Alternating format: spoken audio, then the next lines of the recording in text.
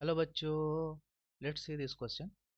For the standardisation of BaOH whole twice solution, 0.204 gram of potassium acid pathlate was weighted, which was then titrated with BaOH whole twice solution. The titration indicates equivalent weight at 25 ml of BaOH whole twice solution. The reaction involve, यहाँ पर एक reaction दिया गया है. Then the पूछ रहा है यहाँ पर कि the molarity of base solution is. ठीक है. और यहाँ पर के का जो पोटेशियम का जो है एटॉमिक मास दिया गया है. तो ये जो रिएक्शन है ये क्या है, एक न्यूट्रलाइजेशन रिएक्शन है. और एक कंप्लीट न्यूट्रलाइजेशन रिएक्शन के लिए जो हमारा होता है नंबर ऑफ इक्विवेलेंट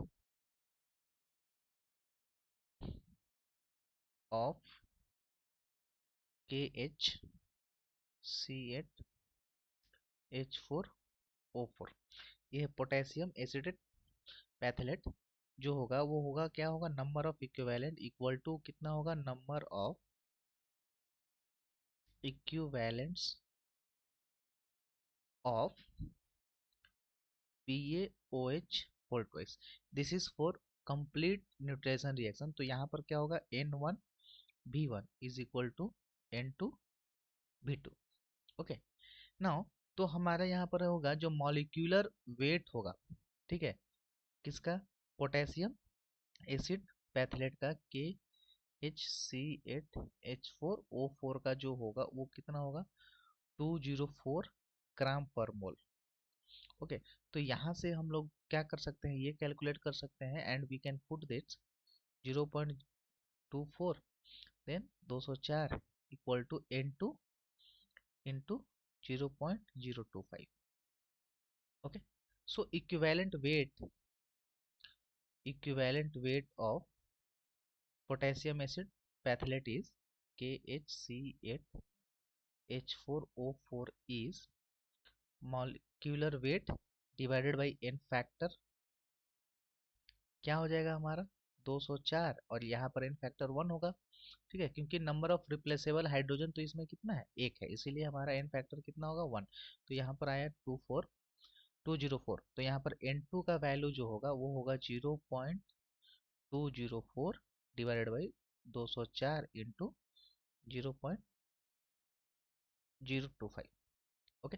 तो यहाँ पर जो हमारा N2 जो निकलेगा वो निकलेगा 0.024. ओके. ये किसके लिए आया, ये किसके लिए आया, नॉर्मलिटी किसके लिए आया, BaOH होल ट्वाइस के लिए. ठीक है.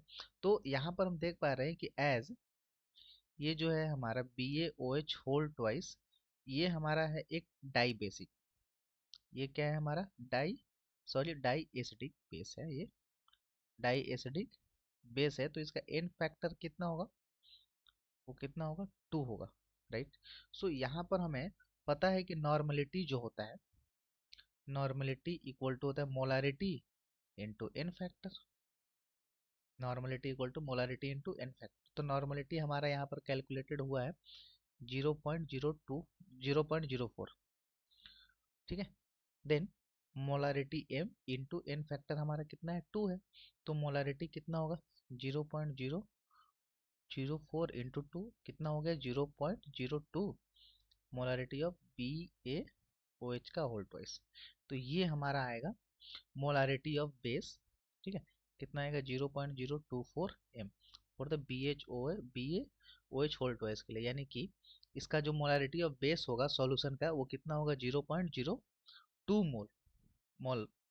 मोलरिटी. तो ऑप्शन नंबर सी. सो इस क्वेश्चन का जो सही जवाब होगा वो क्या होगा, option number C. So I hope you all understood it. Thank you. All the best.